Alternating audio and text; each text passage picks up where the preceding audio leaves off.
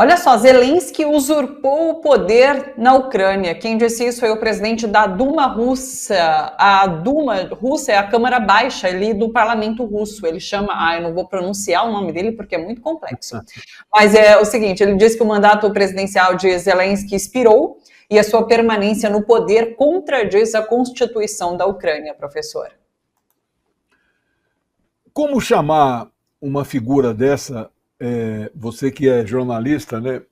Como que nós devemos chamar um cara que hoje faz 10 dias que já não é mais presidente, mas que continua governando, mandando, assinando decreto, ordenando despesa? Como tratar uma figura dessa? Né? Presidente, né? Ele não é mais presidente. Então, veja, a contestação à sua legitimidade vem exclusivamente do leste europeu. Rússia, países aí, ex-república, ex-países socialistas e tal. Todo o Ocidente, Europa inteira, Estados Unidos, Canadá, Japão, Coreia, todo mundo trata esse cara de presidente Zelensky. Né? Ele não fala em convocar eleições, não fala. E não vai convocar. Ele acha que ele tem a legitimidade. Inclusive, ele proibiu o funcionamento de 14 partidos políticos no país, né? Então, se tivesse mesmo eleições, quantos partidos poderiam concorrer nessa altura do campeonato, né? Então, essa notícia traz isso, né? Vyacheslav Volodin era uma mulher, a presidente da Duma, né? Agora é esse homem aí. Bom, eu anotei aqui 5 notícias, Thalita, que estão aí nos portais internacionais, o mais atualizado possível sobre a guerra na Ucrânia. O primeiro vem da Itália. Nós ontem, ou anteontem, noticiamos que a primeira-ministra da Itália, Giorgia Meloni, que é admiradora do fascismo, né? Não sei se ela é neta de um fascista.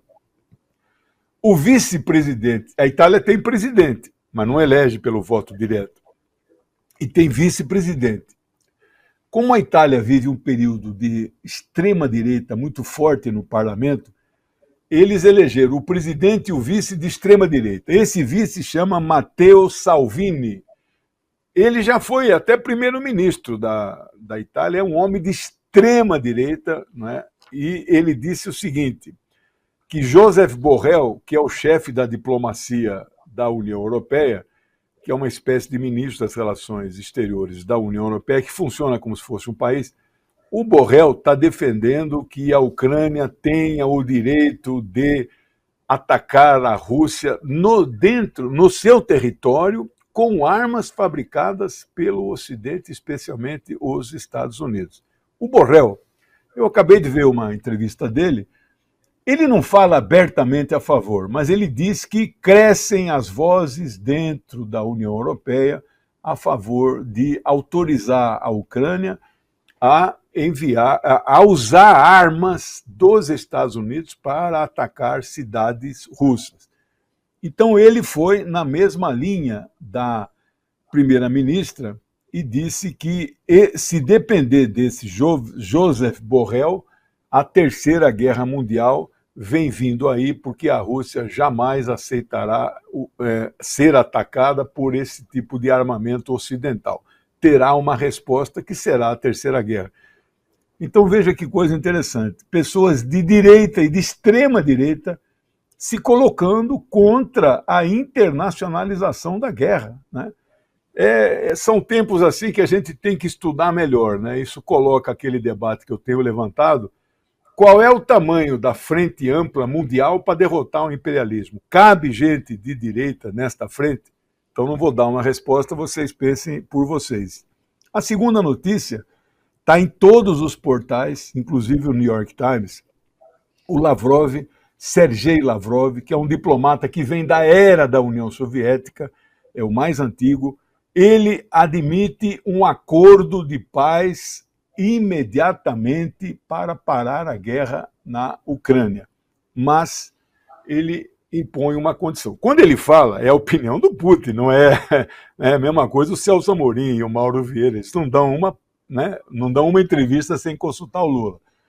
ele disse que os Estados Unidos têm que parar imediatamente de enviar armas. Aí as condições para fazer uma conferência de paz ficam maiores, né? O Blinken, né, disse ontem a seguinte frase, abre aspas, Estados Unidos não encorajam Kiev a realizar ataques na Ucrânia. Então veja o verbo que ele usa, não encorajam. Né? Ele podia dizer, os Estados Unidos não autorizam, mas ele não disse não autoriza, ele disse não encorajam. Né? Então você veja que é um tempo verbal mais moderado, mais frouxo. Olha, se você utilizar, nós vamos ficar bravos com você, viu? Mas nós não estamos encorajando, né? Então você veja que há um debate e há, de certa forma, uma tolerância dos Estados Unidos com o uso dessas armas, né? A outra questão, se der tempo aqui, é aquela história de enviar caças F-16 para a Ucrânia. Eles estão quase chegando, acho que mais 1 ou 2 meses chegam. Estes caças transportam mísseis embaixo da sua fuselagem com ogivas nucleares. Então, houve uma reação aí do governo da Rússia interpretando que isto é um claro sinal nuclear da OTAN contra a Rússia. Ou seja, eles estão deixando no ar, mandar esse tipo de caça é deixar no ar que, olha, nós podemos usar armas nucleares contra você. E a Rússia fará a mesma coisa.